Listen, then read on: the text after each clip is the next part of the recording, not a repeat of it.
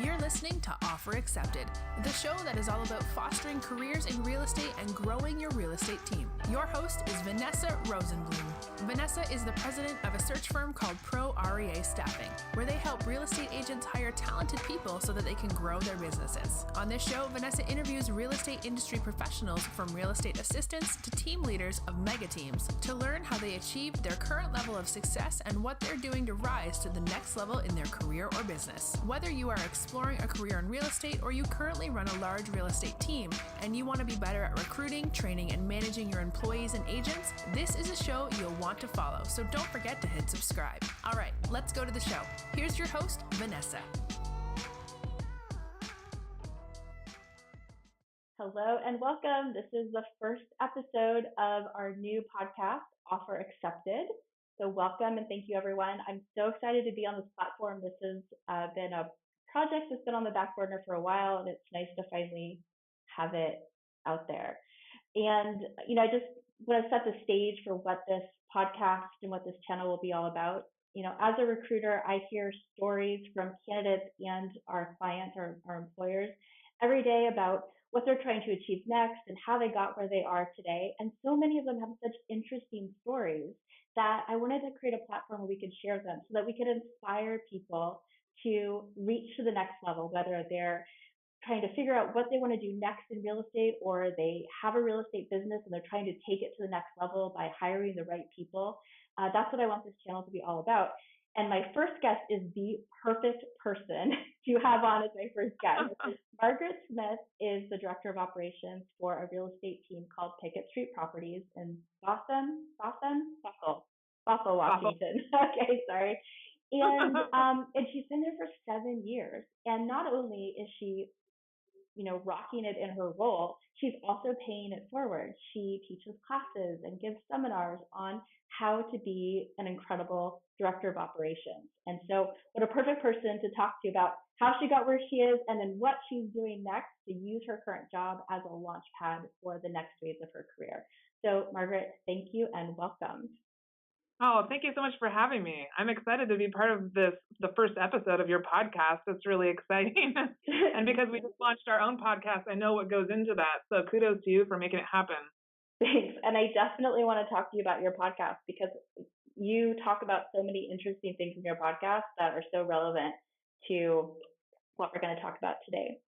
Okay. But let's just start at the beginning. Talk about your current role. What do you do? What's a day in the life of your role as a director of operations? Okay, sure.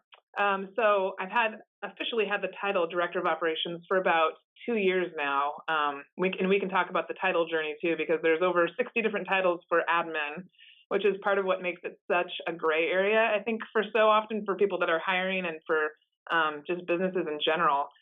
So my day-to-day right now, majority of my job is PR for the team, marketing all over social media, branding, all of our print copies, newsletters, things like that, recruiting, screening, hiring, culture of the team. I help definitely maintain the culture of the team, the foundation of that, client events, team events, anything having to do with our market center where we all hang our licenses, and just the forecasting and strategic planning for the future of Pickett Street too with Jesse. So give me a lay of the land of the team. How many people are on the team and what are their roles? Sure. Okay. Myself and Sarah Trotsky. Sarah Trotsky is our in-house transaction coordinator and team administrator. And then Jesse's the lead listing agent. His name is Jesse D. Moore, and he's the lead listing agent, also owner/team leader. And then we have Jessica Townsell, who's one of our buyer's agents. And we have Nicole Leong, who's another buyer's agent. And then we have a virtual assistant, Maria, who helps us with all data input and listing marketing. So we've, over the 7 years that I've been here, we've gone from having 7 people up to 10 when we did about 203 transactions in 2013, down to where we lost all of our sales agents and it was just myself, Jesse, and Sarah. And now we're building back up again. So I often talk to people about what it felt like to be at the top when we were doing so much business and everything was amazing. And then when you lose everything and you read about that in books and how it's a great learning lesson, it was never anything I really wanted to experience in real life. But I have to say I learned a lot from that experience. And so now we're working on building back up our buyers team so we can have that division strong again. So And we run an MREA style team. For those of you that are in the real estate industry, and if you're in Keller Williams at all, you know that's the red book. It's called the Millionaire Real Estate Agent Model. And basically the whole idea behind that is instead of one agent who does 10 things, we're 10 agents who each do one thing. So that's kind of that's how we structure our team. And we, from what I've seen in the 7 years that I've been here, we're one of the few teams in the nation that actually sticks really closely to that model, which I love. Perfect. So let's go back to the beginning. How did you find this job, and what were you attracted to in the beginning? Sure. Yeah, I love that story because it's really random. So I have my master's in social work, and in 2012, I was working at the Seattle Art Museum, and I started thinking about a different job because there was a ceiling there. I was at $36,000, which in Seattle you can't do a whole lot with as a single lady. I wanted to buy a condo or buy something eventually. And so I talked to people a lot about making decisions to create change before you get to kind of the end of your rope. And I did not follow that advice at that time. So I was actually starting to have panic attacks and things because I was so frustrated with where I was at. And so that frustration built up to such a point where I was like, you know what, I just need to go somewhere else, anywhere else, just try something new. And so I reached out to my network, which is what my mom has always taught me to do. Any job that I've gotten has been because of my mom up until this job. And so I reached out to my people and I said, hey guys, I'm open to anything. I really just want to try something different and get out right now. And so my aunt and my uncle had been recruiting me hardcore for like 5 years. And so they wanted to interview me. And then one of my friends, Jen Grawl, actually introduced me to Jessie, who's the owner of Pickett Street, through a random connection. And she said, I don't know if you're going to want this job. It's in real estate and it's an executive assistant job, but I thought, you're looking for anything, so you might as well talk to him. So I spoke with Jessie one day and immediately was intrigued by the interview process that Keller Williams has. And I didn't really know what that was at the time, but when I met with him, I took the disc and I did an initial interview with him. We went over the disc, we went over my resume. And then that same week, I met with my aunt and my uncle. And on the spot, they offered me a job for $60,000, director of education in their insurance company, with the promise that I'd be at $90,000, all with full benefits in 6 months. That was super attractive. So I went back to Jesse and said, hey, is there any way you can match this or tell me like anything about this possible position? And he said, at this time, I really can't. We have to go through the rest of the process. And so I said, all right, well, I'm going to take this job with my aunt and my uncle. And if anything changes in the future, I'll definitely reach back out. So he was bummed, but he was like, hey, I totally get it. Do it. So I went to my uncle's business. I was there for about 6 weeks. And while I love him very much, he was there. He's the owner. My aunt at the time was head of HR, and my cousin was in charge of finances. So it was definitely a family-run business. And I was worried about that because I didn't want anything to ruin those relationships. But I also thought this could be really awesome if it worked out.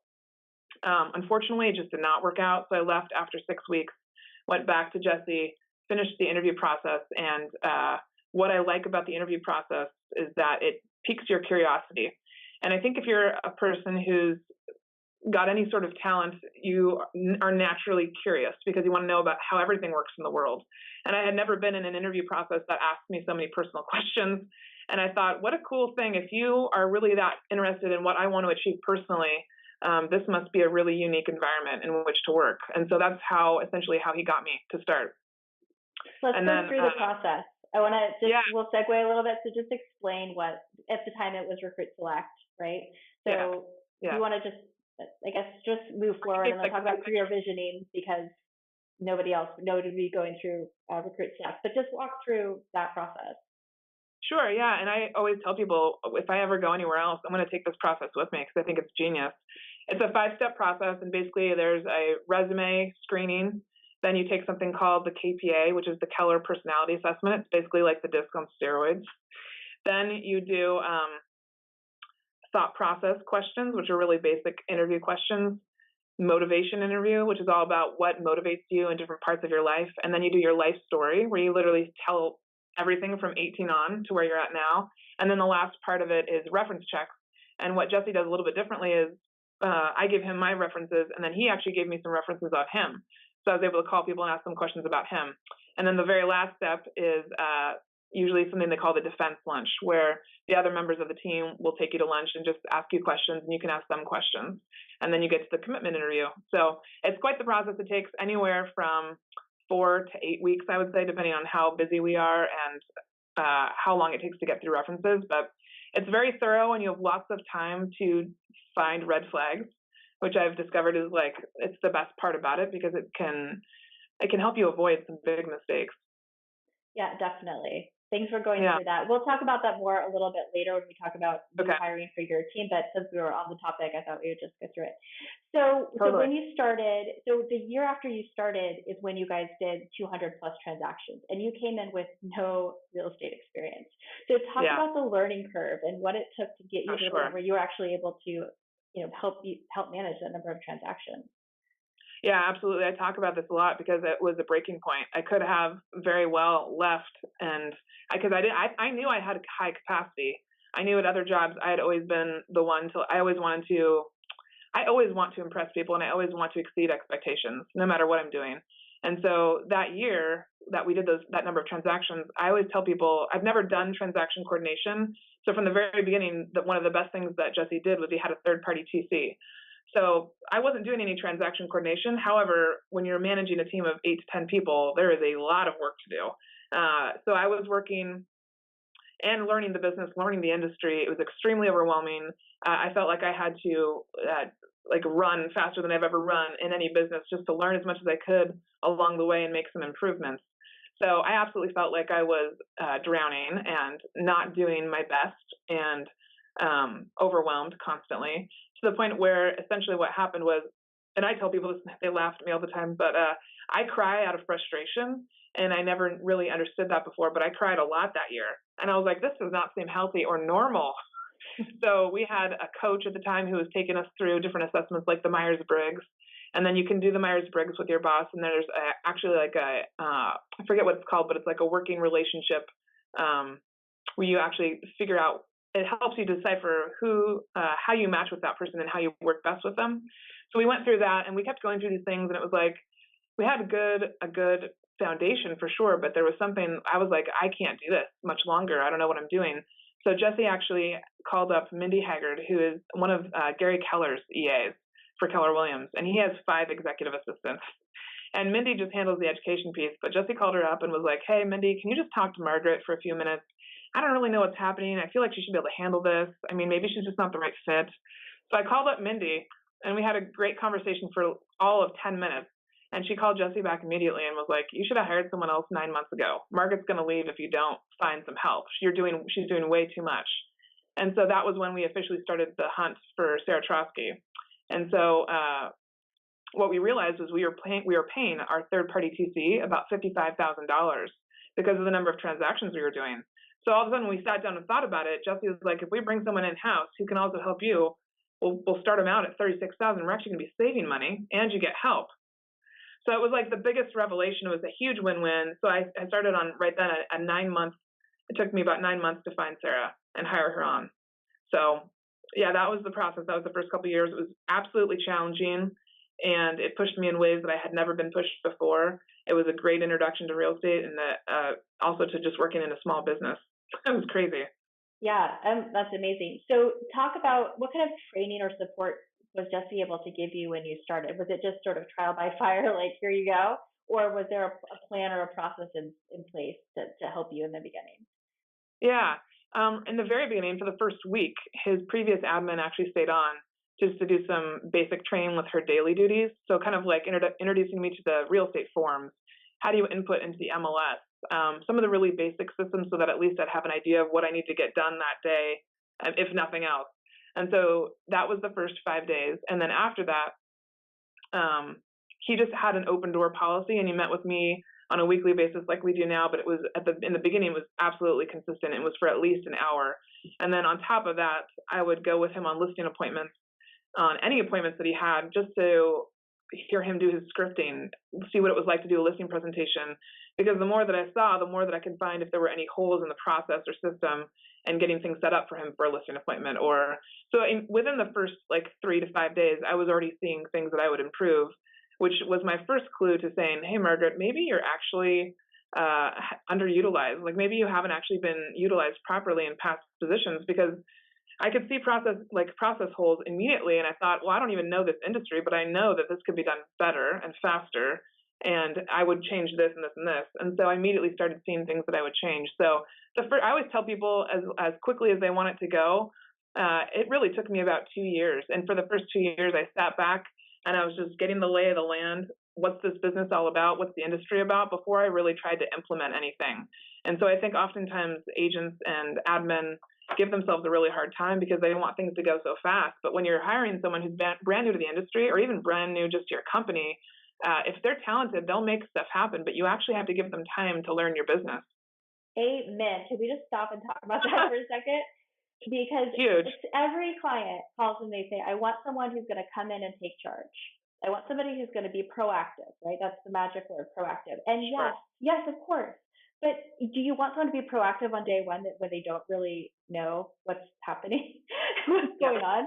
I mean, there's the little things like you can see that, your boss isn't going to have time for lunch. So you grab them a sandwich to take on the road with them. Okay, fine. You thought ahead, proactive. But the bigger picture things, the systems and procedures, people need time. And I'm just so glad that you said that because that comes up all the time. So at what point did you feel like you really felt like you had wrapped your arms around the business and you were able to take control of things? Was that honestly, it was November 2014. It was 2 years in. Because I also and I think this just came naturally to me before, but why implement change when I don't really know what the impact will be? Like I can make, now that being said, in the first week, I made changes to our checklist. That's really basic. And I started, building out our operations manual. And I hate operations manuals. I think they're so boring. So I actually moved everything to an online system. I started doing little things like that, but I did not start implementing any big organizational or company change until I really felt like because I want to stand behind what I suggest. And I also spent those first 2 years building trust with my team. Anytime I did something, I did a task and I did it above what they expected, I was building another block of trust. And once you get those layers of trust, then when I suggest a big change, they're going to be way more open to it because they know Margaret's not going to just throw something at us that's not worth our time. So it's absolutely about building trust and showing that you have what it takes to implement something like that. So, yeah.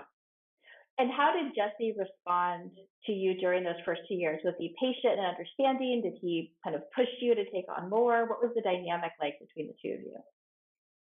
It was a combination of everything. I mean, in the very first 6 months, he was absolutely patient. So something about his experience before, he knew that if he invested time in me, that it would pay off in the end. And he knew that I knew nothing about the industry. So he was absolutely patient in showing me everything. He also learned pretty quickly that if he showed me something once, he only had to show it to me once. And if I made a mistake, it typically only happens once. And that's very true. And so he knew I was very passionate about being the best that I could be. I would stay the extra hour or two after work to get something done or to implement something that would help me in the future. So he saw me doing that, which very quickly built trust with that. I would say after the end of that first year when we did those 200 transactions, that was when we were all trying to figure out, why am I feeling overworked? Why am I working too many hours? Is there some inefficiency? That's where he got impatient. And he naturally is an extremely impatient person. So I talk quite often to admin who have impatient bosses or leaders and things like that. And it's not unusual. And you have to be okay with pushing back because his patience is negative 100%. It's so impatient. It's ridiculous. And so I knew that when it got to the point where I was not capable of doing much more within my hours, that I had to be very aggressive because he's one of the best negotiators in Washington State. So to sit down with someone and negotiate hey, I might need some help, it's pretty hard. So that's when I started asking for help outside of the team. And I went to one of our business and life coaches, Elise Enriquez, and she gave me one of the first tools I used was to track my time week by week, what I did hour by hour. And then I highlighted whether it was a listing department duty, a buyer department duty, an admin duty, or an overall generous company duty. And then things that were reactive were in red. And so I could start to track how many reactive things happened and how often I wasn't able to stay within my zone of what I was working on. And that really helped to give him the data to show I didn't have room for much more. So yeah, after that first year, we absolutely had some really, really hard conversations. There was a lot more crying on my side. There was because I was so frustrated. I knew I didn't want to leave. I knew I saw massive opportunity, but I was beginning to question how much longer I could keep up with that pace because it was intense. Yeah. Yeah. And I think it's so common for real estate agents or bosses in general, but I think real estate agents in particular, they have no concept of how long things take. And so they are None. constantly frustrated that more isn't getting done. And the other thing I've noticed, and you can tell me if this is true for you guys, um, oftentimes an assistant has to follow up with their boss to get things done so many times Absolutely. that Yeah. that takes up time. And so the boss Yeah. says, well, I don't understand. Why didn't you get all this done? Or why didn't you make me do X, Y, Z? And you're like, I asked you 10 times. I sent you 4 emails. Yeah. I waved it in front of you and it still didn't get done. Like, at what point are you going to take personal responsibility for your Yep. side of this? You're Absolutely. not. So were you there? Yeah. So many times over and over again. And the other thing I'd say that I realized real quickly, and I think this is just from previous jobs that I've had, I would say 90% of real estate agents, I feel like pretty comfortable saying that, have no prior experience before real estate as to how to run a company, how to hire, how to manage people, how to run a business like a business. We talk to a lot of real estate agents about running your team like a business, and that's what we do. And so many people don't do that. And so yeah, you come in. When I am recruiting admin, I love to recruit from outside the industry because we have a lot of space for talent in real estate, and there's not very much. So, but what I tell them is, hey, look, you're going to get an opportunity with who I know is a great agent and a great team, and just so you know, you might spend some time leading your leader. They might need some assistance in learning how to run their company. That's just kind of, there's an opportunity there for us to grow personally. It's helped push me to be a leader that much faster. But sometimes people don't want to take that on, and I totally get that. But you're right, it's like that two-way street. Agents and people in the business have to know that in order for someone to get their job done, sometimes you have to do something too. That's such a good point, because one of the challenges I see with people who come in from outside of the industry, if they're used to working in a corporate environment with a boss who is a professional boss, is they are expecting to be told what to do and held accountable, and then they get into the situation and they don't feel confident managing their boss.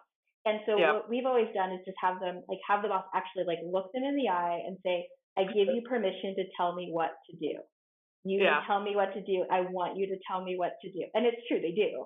They do. They really do want someone to say, this is what I need you to do today. Make this decision. Go here, do that. And so once they're given permission, there's a paradigm shift that can happen. Yeah. And then it gets so much easier. And it's one of the great things about this role, because you do get so much leverage within your role. You do get to have so much authority where in another position you probably wouldn't. So, I mean, that's kind of a neat thing. So it took you 9 months to hire your help. And in the meantime, you're still running hundreds of transactions and, managing all these people. Talk to me about that hiring process. You really needed to hire, you really needed somebody, and yet you took your time until you found the right person. And she's still there. So you made a really good hire. So what were you looking for during that hiring process? I'm sure you've talked to lots of candidates before you found Sarah. So what was it that they didn't have that Sarah had? What was that magic thing that? Well, my coach at the time, like I mentioned, Elise, was still kind of working with me, and I have really high standards, as does Jesse, but I have extremely high standards, and especially when it's going to be someone that I'm going to have to trust to hand things off to. And so what Elise kept reinforcing with me was, hey, Margaret, whoever you hire doesn't need to have the same skill set that you have. They don't need to be able to do the same things that you do. They think of this person as someone who can maybe do things that you can't do. And so when I reframed my thinking, because I was looking for another mini-me, which I realized is kind of rare because I'm kind of an odd beast, I'm on an odd thing. So I started thinking, well, okay, finances are not really in my wheelhouse. We have someone who does our books, does our taxes. I review all the P&Ls and make sure that we don't have anything incorrect on the P&L. But I don't actually enjoy digging into that. It's not what makes me happy, and I'm not really that good at it or well versed in it. So I thought, okay, I should start looking at some of the local banks and talking to people that we bank with, a Chase Bank close by. And then I also wanted someone who could consistently do tasks over and over again and just be very consistent, thorough, especially since it was transaction coordination. I knew that they had to be a little bit different from me because I can't sit and do that transaction coordination all day. I need more variety than that. And so that was what kind of helped frame my mind. And then I just started putting the word out there, and we always get the best luck when we're looking through our sphere. And so Sarah came to us from, she was actually working at Chase Bank for 8 years, and she had interviewed with another agent in our office who decided to go with someone else. And so he passed her on to us. And when I met her, she absolutely was not the person that she is today.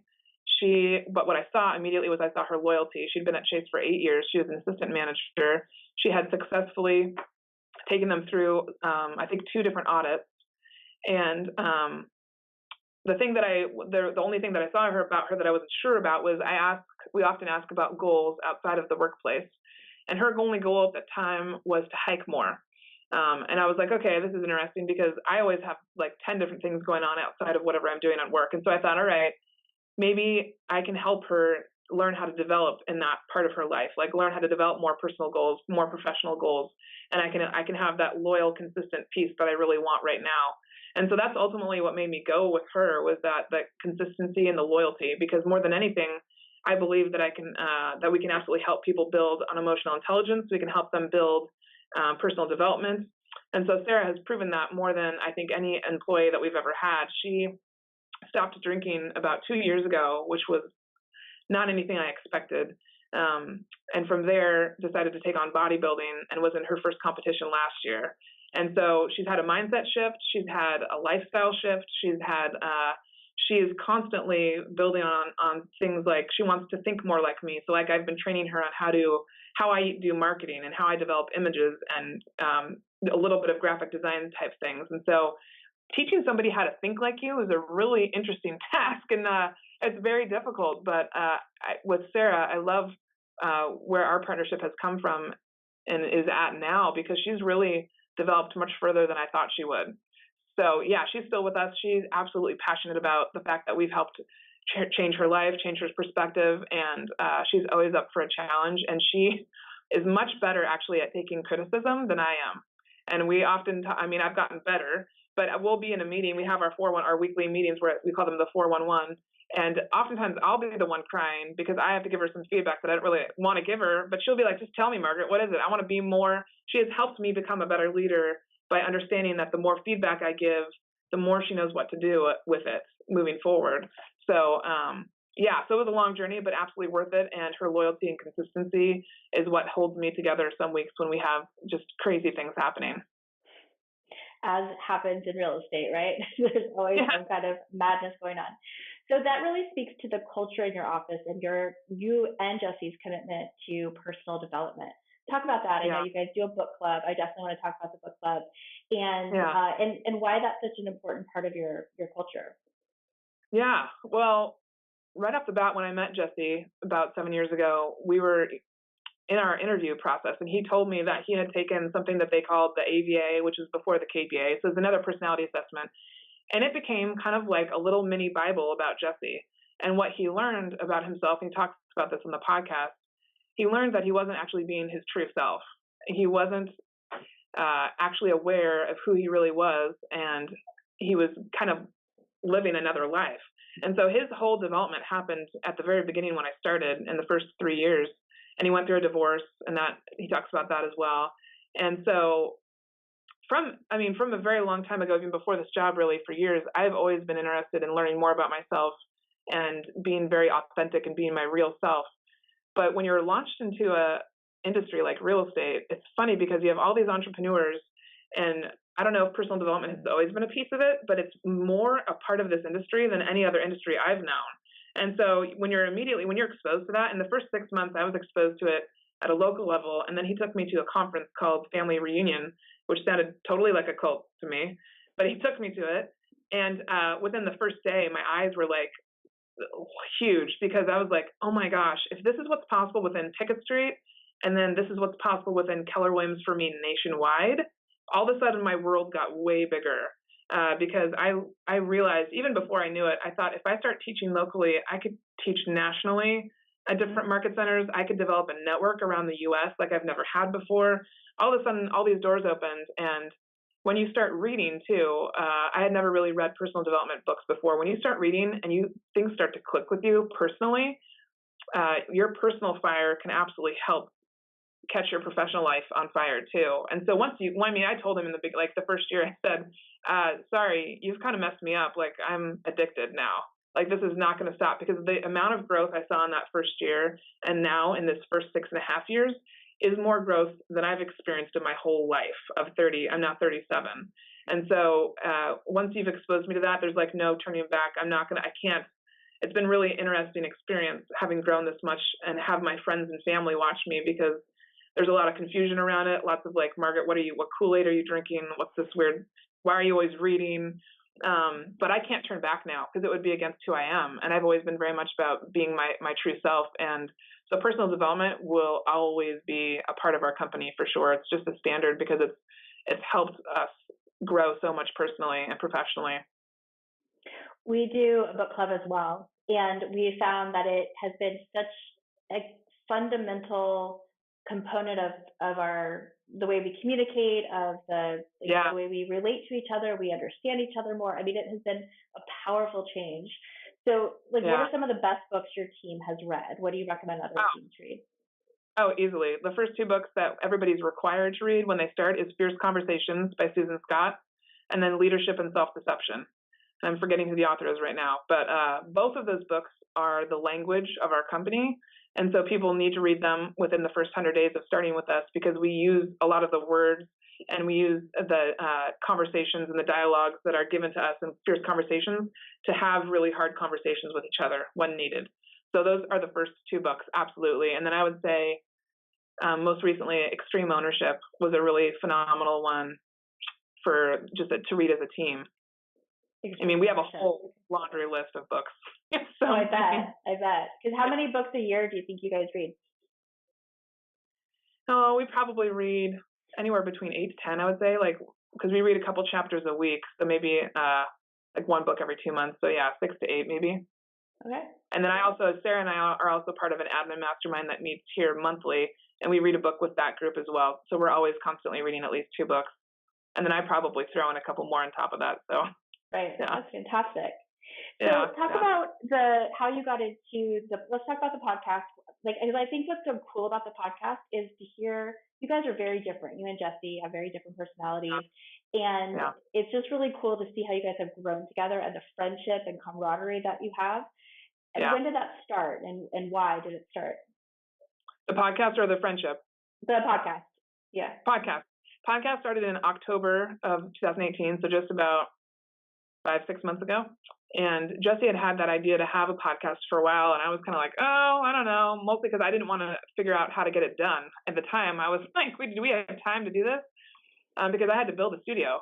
And so I had to put together a proposal for the office for the ALC, which is the leadership group. And I said, hey, because they had wanted one for a while, I said, hey guys, here's the proposal. I'll need about $14,000. If you want me to, I will build it for you and put together a few training booklets. And so it was absolutely a win-win. So I got the equipment, hired an IT guy to help me hook it up, built out the studio for the office, and then Jesse and I were able to start our podcast. And so what we realized is over the years, Jesse's been teaching a class. He hasn't taught it recently, but in the first couple of years, he taught 5 steps to building a high-producing team in 18 months.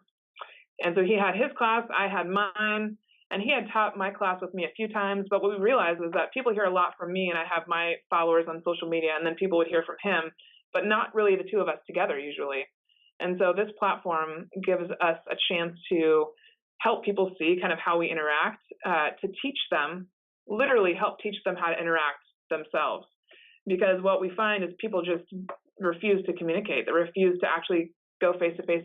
So when they hear me, when admin hear me pushing back on Jesse, being aggressive, with a side of like respect also from both of us, it's the best way to teach people. And so what I realized real quickly was I was unsure about the podcast, but then when we got about 5 episodes in, I was like, oh my gosh, of course, this is brilliant, because now instead of having an hour-long conversation with an admin about communication, I just send them the episode on communication number 3, the episode 3, and they can listen to that, and they're all of a sudden something clicks and it goes off and they get it.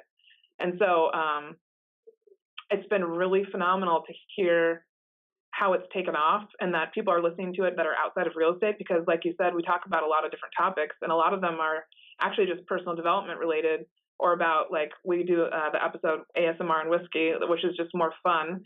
And we talk about different documentaries that we've seen, because he and I, from the very beginning, I knew we would get along no matter what, even if we had disagreements, because we're both, we have the similarities that we have are we love to laugh, we love to have fun. He's very smart, he's very intelligent, which I need to have around me because I love like his witty jokes, the banter that we have.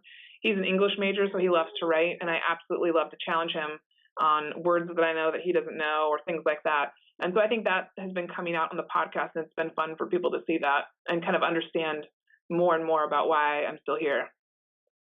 Yeah, so let's talk about why are you still here? What has he done? What did Jesse offer you that kept somebody as talented and motivated and driven as you know, has kept you around for 7 years? One of the biggest things in the very beginning was exposure to new opportunities. So taking me to that conference, I have a list in my class that I teach of all the different conferences that I've been to, all the different classes, and he paid for everything. And so what I think sometimes leaders don't realize is they're like, oh, I don't want to take my admin, I don't want to pay for them, I don't want to.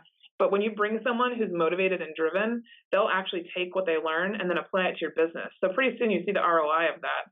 So in the very beginning, Jesse was a part of Gary Keller's top 100 group, was one the top 100 agents in the nation. So whenever we went to a conference, oftentimes they would have special events. And one of the special events, for example, was at Jay Papasan's house. Jay Papasan works closely with Gary Keller, wrote The One Thing. I got to go to his house and mingle with some of the top 100 agents and their director of operations for an evening. So when you expose me to opportunities where I can then meet other people, I can make opportunities happen for myself. I just need those connections.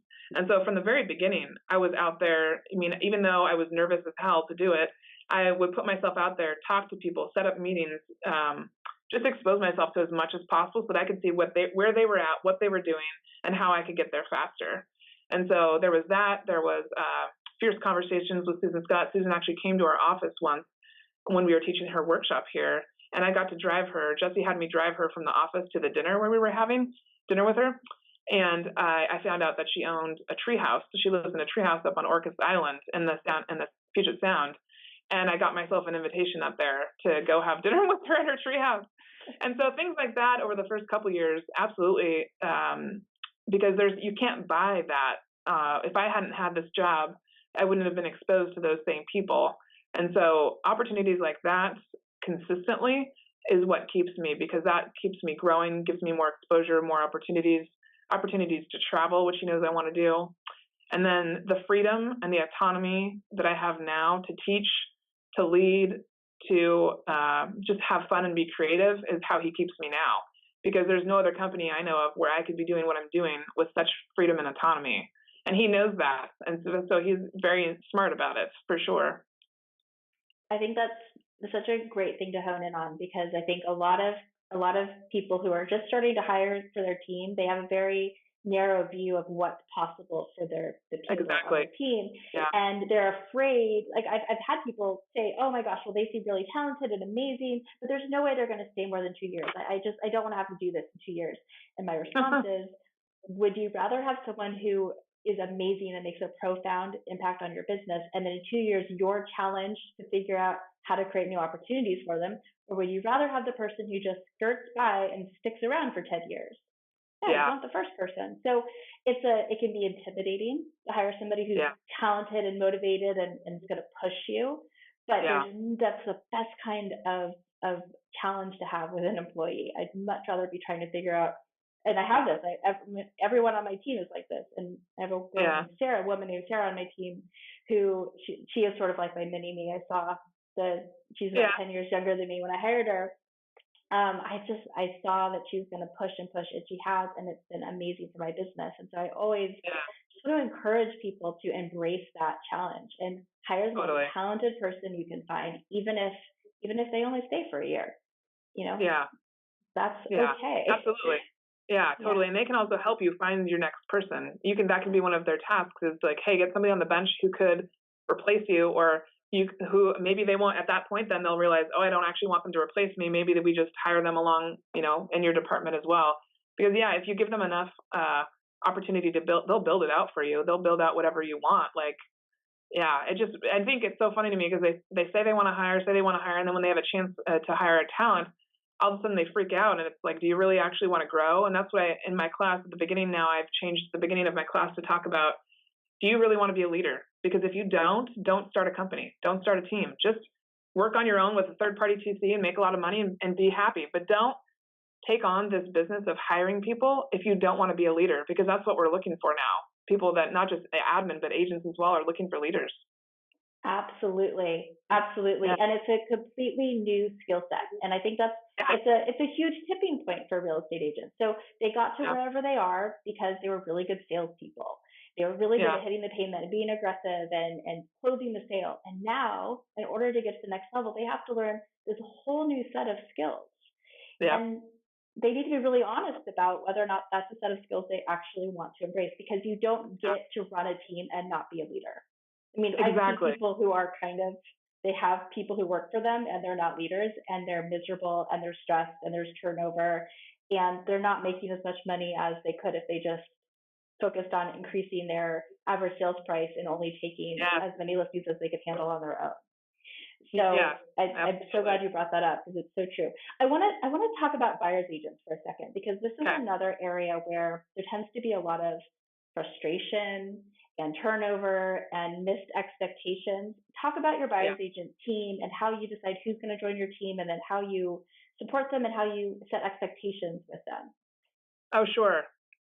So expectations is such a good word that we use all of the time. We all, in the interview process, we say, just like with our clients, we need to have a chance to set expectations with you so that we can exceed them, so that we all know where we're at, so we don't disappoint. And so I think when we started rebuilding our buyer's agent department about 2 years ago, and from the very beginning, we kind of reset our culture and what we wanted to look for in people. And first and foremost, if you're not a cultural fit, then we won't be going further with you. If you don't believe in our mission and vision and our culture and our values and what we do, it doesn't matter how talented you are. So that's, first of all, we look for a cultural fit. If they're a cultural fit, then we look to see what their motivation and drive is. And most typically, we look at the trajectory that they have, just like we would if we were hiring an admin. So we look at their resume, we look at their references, we look at what they've done in their lives and how they've persevered, or in what they've had to endure. And most typically in the past, we've hired people that have no prior real estate experience, because we love someone coming in with a totally open mind and who doesn't have any idea what the difference is between doing one deal a month versus doing 10. Because we want people that are understand they can do up to 10 or more deals with us a month with the systems that we have in place. So once we figured that out, then from there, I mean, we make it really clear. I actually have a chart that shows what we offer in terms of we do everything for them. Sarah and I make it so that all the agents have to do is really lead generate and close deals and do consultations. We provide the buyer consults, the listing presentations. We recruit to fill the open houses for them. We want to make it as easy as possible, so it's not a hard decision, because with us, if they join Pickett Street, leverage is something that we teach everybody how to use. And we had a buyer's agent, as an example, who was one of the first hires that Jessie made. Her name is Jillian Farrar, and she's probably one of the best examples, because she came on with zero experience. She'd been in the industry for 6 months, I think. Jessie hired her. She immediately, when he made that hire, he doubled his buyer business. He did twice as many deals. She had went from doing I think she did 3 deals, not even. I think she did 1 deal in her first 6 months. And when she joined up with Jessie, she did 18. And then from there, just catapulted. In her last year before she spent some time at home with her babies, she did 90 deals with 1 showing specialist. Wow. And so, it was amazing. And so she's someone who comes and goes from our business depending on what her childcare is like. But she was one of the best examples of how you can utilize our team and utilize leverage to make good money and still have a life. So we offer a lot for sure, but we absolutely have realized that we have to hire people that understand how we operate, because for someone who doesn't understand how to use leverage, it's going to be hard. It's possible, but it's harder to teach them why leverage is important. For a lot of people, they're just like, I know I don't want any help. I want to keep as much money as I can, but that's not sustainable. So yeah. And are you involved? Do you get to have a final say in who comes on the team as a buyer's agent? Oh, absolutely. I do all the screening for any position. Doesn't matter if they're an admin or an agent. And as Jessie has grown to trust me, because there were times in the beginning where I talk a lot about intuition, and for a long time did not acknowledge that I really had it. But I absolutely have a really good first blink, and I know that my recruiting skills are only going to increase with time because I have the ability to draw things out of people really quickly and connect with them quickly. And so there were a couple hires in the beginning where I was like, Jesse, don't do it. I can't tell you exactly why, but don't do it. And it just came to fruition what I thought might happen. Not to say that everything I think comes to fruition all the time, but yes, if I feel like in the first or second interview, I will tell Jesse, hey, I have a bad feeling about this. This is why, or this is what I see. If he still wants to move forward, we will do it. But we just take note of those red flags and make sure that they're gone by the time we decide to make an offer. And if they're not gone, we don't hire. So, yeah. I think another big missed opportunity I see real estate agents make is hiring buyer's agents without the input of the rest of the team. Without, oh my gosh. Because and then I've actually seen whole admin teams walk out because of a buyer's agent. Because the buyer's agent was nasty and mean and demanding and not productive, and the admin staff wasn't being supported. And I think, well, gosh, like, what are you going to do now? Like literally this person lost 3 admins in one day because of one buyer's agent. The math does not work out on that, right? And not that I'm advocating for admins walking out on the job, of course not. No. But I think every single hire adds or subtracts from the culture of a team. Yeah, absolutely. And so it's so important that especially your lead admin is actively involved in both the recruiting process, like it sounds like you are, like describing what the opportunity is and how you're going to support them, as well as, vetting them and deciding who isn't going to be a fit. So that's. Oh yeah. No, it's such a huge. We've talked in the first couple of years. I had a really hard time with, kind of finding the win-win between the sales team and the admin team. Because, I talk about this in my class openly too. I think I know a lot of admin in real estate are far underpaid. And so there's this attitude oftentimes between the sales team and the operations team, and the salespeople are just like, you're supposed to do whatever we ask you to do, whenever we want you to, with no respect to your boundaries of 9 to 5 or whatever. And then admin grow resentful and don't provide the best service back to the sales team. So it can get really ugly. And what I've developed is, or what I realized a couple of years in was like, hey, just because I'm on a salary doesn't mean that I won't at some time make as much, if not more, than any real estate agent. Because what I'm capable of doing actually is much more than the sales agent, because I'm learning all the different parts of the business. And maybe my salary won't be able to go past a certain point. But Monique Hellstrom, was the EA to Simon Sinek, she talks often about building out wide rather than tall. So find other ways that you can make money within the business. So for example, like I have with teaching, making money off teaching like that, or coaching and consulting. So that relationship between the sales team and the operations team is critical. And absolutely, there needs to be a sense of respect from both sides. And so I think, if nothing else, having your team do the defense lunch where they all go to lunch if they haven't been involved in the interview process. We've come back and so Sarah and Nicole did the most recent one with Jessica like 4 months ago. And they come back with all sorts of information that maybe didn't come out in the interview process, and great questions, and they think of things to ask. And so it also helps get their buy-in, because everybody should have buy-in on the next hire, especially in a small company where every single person, like you said, impacts the company and the culture. Yeah. Yeah, I totally agree. Well, let's talk more about your class. So what do you teach? Okay. Where do you teach? Go to that. Okay. So the class is called Perspective Through the Lens of a Director of Operations, and I teach it anywhere people want me to come to. So I've taught it in probably over 15 different locations now, all over Washington, Oregon, California, Idaho, New Hampshire. So I started teaching it about a year in, like Jesse predicted that I would. Jesse was like, someday you're going to teach a class about this. And I thought, oh, no way. And what I realized was a lot of the things that I took for granted that I knew from other jobs I'd had, nobody really knew in this industry. And so the first class that I taught for the first couple of years was really more about my position, how to hire for an admin in this role, what I did on a daily basis. Everybody was super curious about how we structured the hiring process, how we structured my job, and what kind of opportunities Jesse gave me and what kind of bonuses he gave me.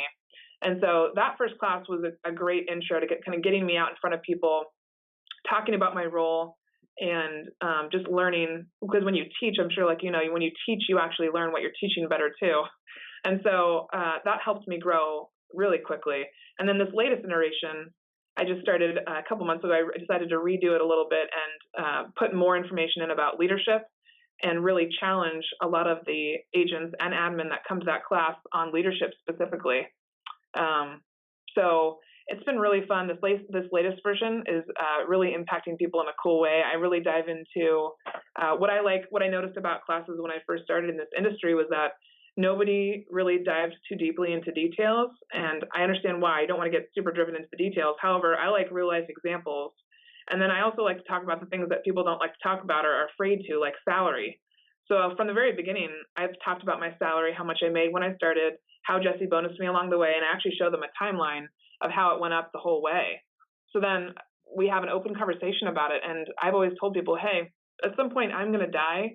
I don't really care if anybody knows how much money I make, if it helps educate people on what they should be paying admin, because we have admin in our area that are making $16 an hour and barely surviving. And it's ridiculous. I mean, there's so many other job opportunities outside this industry that people are either going and starting their own teams. We have admin now in our area that are starting their own teams, their own TC companies, because they can make a lot more money doing that, or they're leaving the industry. So if we actually want to attract talent and have better businesses and be just have more success, we're going to have to start paying more, because the admin in our area at Amazon and Google are starting out at $73,000 with full benefits. Oh my gosh, it's just the competition is real, and I think it's just a joke what some real estate agents think they can pay people, and they want them to be partners in their company. And work 24/7 and not take days off. I mean, I have to argue with people about giving 7 holidays a year. Will you share those numbers since you do talk about them? What do you make and how are you bonused? Yeah. So I started out at, so when I remember I left my uncle's company and I was making $60,000, Jesse was like, there's no way I can start that right now, but what I can promise you is I'll give you a plan, and I always follow through on what I do and say, and he does. And that's one of the other reasons why we work well together. So he told me he would get me to, I believe it was 50,000 in 18 months. And so I started out at 36.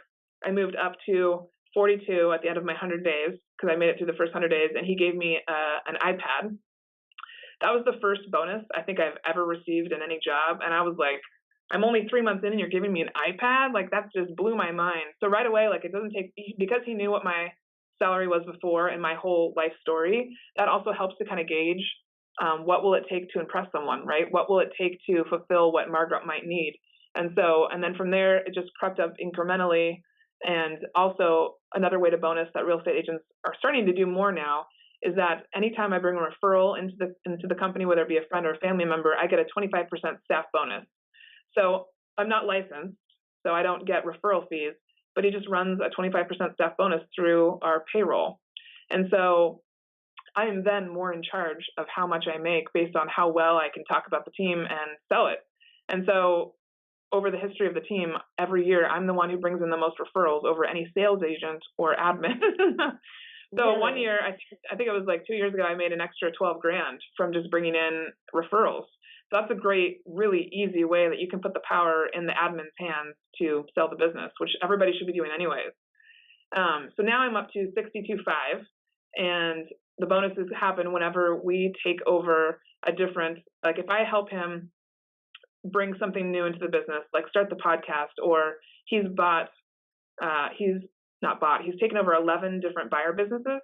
So anytime he teaches a class, oftentimes agents realize they don't want to work with buyers anymore. So they'll give us their buyer business, and then I have to help bring that into the business and create systems and processes around that to make sure it all flows. So, and when I talk about it in the class too, I say, hey, I'm at 62.5 now. I want you all to know that that's not where I should be. And I understand that. I should be anywhere probably, in a corporate job, doing what I'm doing now, I could be making over $100,000. And I totally know that. One of the reasons I'm still here is because I have the opportunity to grow, teach, lead, and Jesse knows that how much more money I want to make, when it needs to happen, and what I expect for putting in my time and my loyalty and all of that. So I make it sure, because then I'll have agents call me after class and say, hey, this admin just countered my offer and she wants to start. at, I think somebody said for this one person, like 55.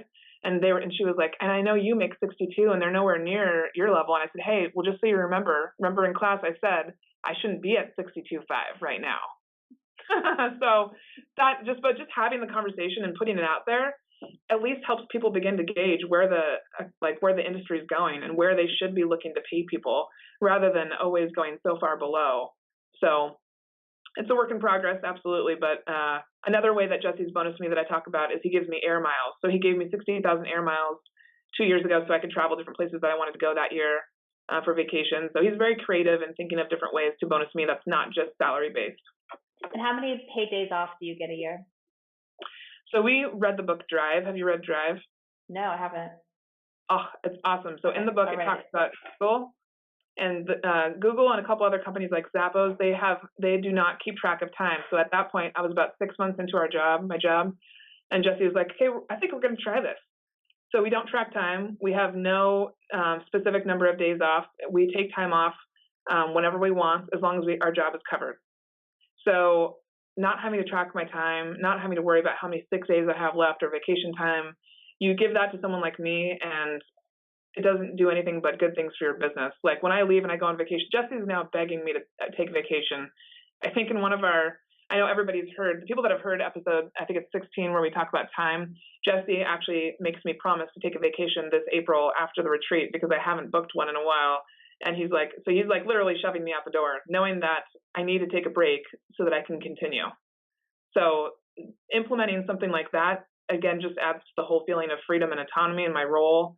I never leave if I know that there's something important that's going to happen that I need to be here for. I self-manage more than anybody I know. Probably I'm super responsible. It's ridiculous. It sounds like it. I absolutely don't think you would abuse your vacation policy, but I think that's a really good point. We're actually exploring doing that policy in our company, and I think it makes a lot of sense. Like, I don't care how much time people take off. Like, as long as the work gets done, it doesn't make a difference to me as a boss, as long as the work is getting done. And what I've read about those types of policies is that really people don't take that much more extra vacation. It's actually pretty rare. But it gives people the flexibility to say, hey, I need to come in late this day, or I'm going to work on a Saturday to catch up because I need to take time. So it gives them flexibility to work around their life in a way that makes sense for them. And like for you, you get to go take a day off to go teach a class, which is really important to you, and you're still going to get your work done.